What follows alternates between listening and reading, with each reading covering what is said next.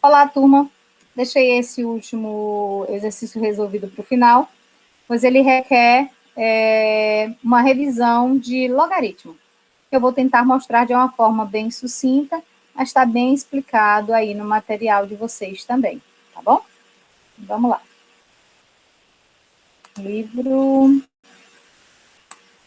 É o exercício resolvido R10. Ele é muito interessante, né? Ele é uma aplicação muito interessante. Olha aqui. O valor de uma máquina sofre uma depreciação anual de 25%. Se ela custa hoje 2.000, daqui a quantos anos valerá a metade do que vale hoje? Veja mesmo, ele está relacionando uma descoberta em relação ao tempo. Lá no R9, vocês encontraram um montante. Vocês tinham capital, vocês tinham uma taxa e tinham tempo. Então, o termo desconhecido lá era um montante. No exemplo anterior, no exemplo seguinte, no R8, vocês procuraram uma taxa do mês. Vocês tinham acumulada e tinham tempo. Então, eu encontrei a taxa do mês. No R9, vocês precisavam fazer uma comparação entre taxas para ver qual era a melhor situação. Agora, no R10, eu tenho algumas informações, mas eu não tenho tempo. Como o tempo, ele vem aqui na minha fórmula, deixa eu voltar aqui para vocês. A fórmula de juro composto é montante igual a capital vezes 1 mais a taxa elevada ao tempo. O tempo é o meu expoente. Então, quando o meu tempo é o termo desconhecido, eu vou ter que usar a operação inversa da potência, que nesse caso vai ser a aplicação de logaritmo. Então, eu vou relembrar algumas propriedades. No livro de vocês, aqui do ladinho, tem alguns detalhes bem interessantes, tá? Das propriedades. Não tenho como abrir todas elas, porque foi um conteúdo do ano anterior, mas ela está bem descrita aqui ao lado. Por que a gente vai precisar usar logaritmo? Porque na hora de fazer as substituições aqui, ó, eu tenho alguns valores, mas eu não tenho tempo, que é justamente o que eu estou procurando. Então, vamos lá para aquele nosso espaço para abrir melhor essas continhas. Então, vamos lá para o R10. Eu tenho capital de 2.000, eu tenho a taxa de 25% ao ano, né, porque lá foi dito ao ano. 0,25, que eu transformei aqui em decimal para poder aplicar melhor, e sei que ele relaciona o meu montante, ele quer aí o montante sendo a metade do capital, que é 1.000. Em que tempo eu consigo isso? Eu tendo 2.000 a uma taxa de 25%. Quando é que, em que tempo eu vou ter aí esse montante de metade do valor? Essa é a dúvida. Em quanto tempo ele deve ficar aplicado? Aí vamos lá. Lembrando, eu quero até voltar aqui para o enredo, porque nós estamos falando de uma depreciação. Então, na verdade, não tem um aumento aqui. Ele vai ter uma desvalorização. Deixa eu enfatizar isso. O valor de uma máquina sofre depreciação anual de 25%. Então, se ela custa 2.000, daqui a quantos anos ela valerá metade do que vale hoje? Eu quero saber daqui a quantos anos essa máquina que vale 2.000, ela vai estar valendo 1.000. Na verdade, o nosso questionamento inicial é esse. Então, vamos lá os informes. Vamos usar a nossa fórmula. Lembre, eu estou falando de juro composto. Então, é capital vezes 1 mais a taxa elevada ao tempo. Opa, e por que agora tem um menos a taxa aqui? Porque nós estamos falando de uma depreciação. Então, há uma perda em relação à taxa. Essa taxa está sendo retirada, ela não está sendo acrescida. Então, nesse caso, não é 1 mais a taxa, é 1 menos a taxa.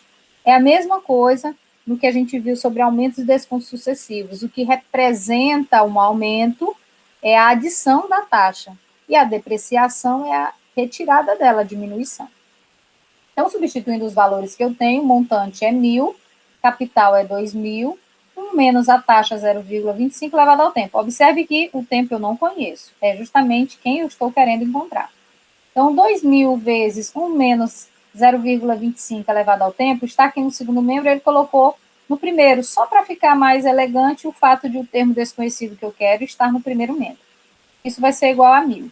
Então, resolvendo de forma matemática, eu tenho 1 menos 0,25, R$ 1 menos 25 centavos, 75 centavos, elevado a t.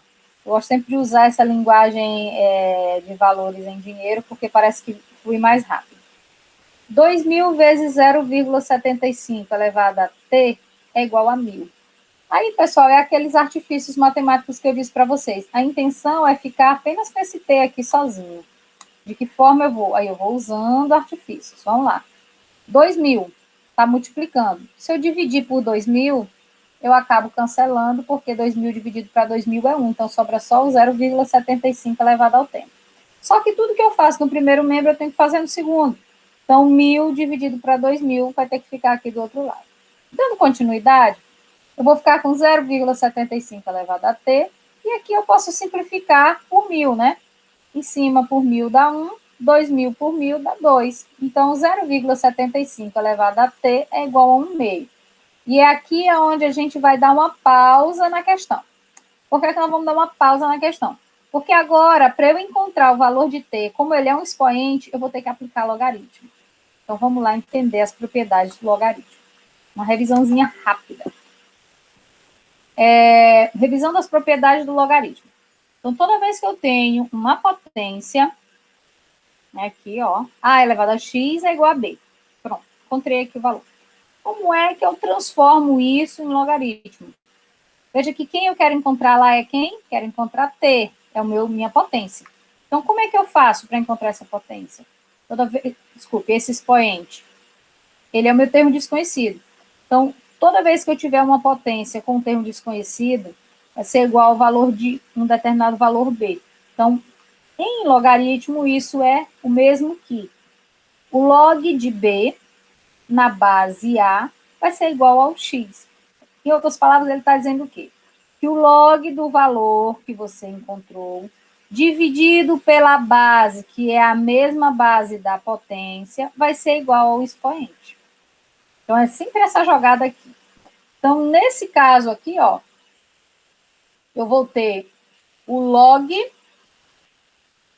né, o log de 1 meio, opa, deixa eu subir aqui, o log de b. B é o valor da igualdade, então vai ser o log de 1 meio. Em que base? Na base 0,75. E isso vai ser igual a t. É o que a gente vai trabalhar daqui a pouco. Mas só que para resolver, eu preciso também ver as propriedades principais. Então, vamos lá. O log do produto de dois números. Observe que a base aqui está sempre a base A, tá? O log do produto vai ser a soma entre os logs. Tudo da mesma base, tá? O base A. O quociente, o log do quociente, vai ser a diferença entre os logs. Propriedade, tá, gente? Agora aqui, o log de uma potência. Essa potência, o expoente dessa potência, ela desce multiplicando o log da base dessa potência dada. E o log geral, o log de B na base a gente vai criar uma base genérica que mais adiante vocês vão utilizar muito, a base 10, porque o logaritmo ele é usado em representações de números muito pequenos, fórmulas, principalmente dentro da área da biologia, da química, em composições químicas. Então, a gente vai usar muito números decimais, por isso que o log, a base geral dele é o log 10. Toda vez que a base 10, toda vez que tem um log e não tem base, você já sabe que a base dele é 10. Tá? E a gente vai trabalhar também com essa linguagem. Então, log de B na base A é igual ao log de B na base C, ou log de A na base C. Eu usei tanto a base tanto o log quanto a base no quociente. Então, vista essas propriedades, vamos voltar para a questão agora. A questão te deu essas informações, ó. Que o log de 2 é 0,30 e que o log de 3 é 0,48.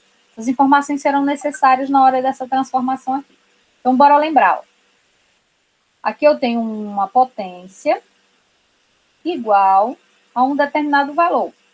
Essa potência, o expoente é desconhecido. É a mesma coisa que nós temos aqui em cima. Ó. O expoente é desconhecido. Então, o x vai ser igual ao log de b na base a. Então, vamos lá. A base é a mesma do expoente. E o b é o valor da igualdade. Então, voltando aqui na fórmula, eu vou ter aqui. Eu vou ter o log de 1/2 na base 0,75 igual a t. Aí, agora eu tenho quem eu quero encontrar. Eu quero encontrar o valor de t. T, então, é o log de 0,75, desculpa, o log de 1/2 na base 0,75. Como a gente usa muita fração quando está trabalhando com logaritmo, eu transformei o 0,75 em fração, é 3/4, tá? Vocês podem simplificar começando aqui por 75 sobre 100, porque é a forma inicial da simplificação aqui de 0,75 em fração. Fica 75 sobre 100, você vai simplificando até chegar à forma irredutível, que é 3/4. Então, aí agora fica assim, ó, fica até mais bonitinho. Tempo vai ser igual ao log de 1/2 na base 3/4. Como resolver isso? Vamos lá usando as propriedades. Vamos lá, nós temos aqui, lembra que a primeira propriedade é que o log de B na base A é um log genérico, uma base genérica C aqui, de B e o log da base.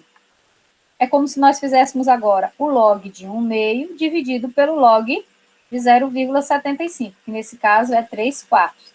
Então, nós vamos ter aqui, ó, o log de 1/2 dividido pelo log de 3/4, que é a minha base. E agora, professora, não tem mais base? Ele não aparece porque a minha base é genérica, minha base é 10. Aí agora eu tenho aqui o log do quociente. Vamos lá para a propriedade do log do quociente, vamos lembrar?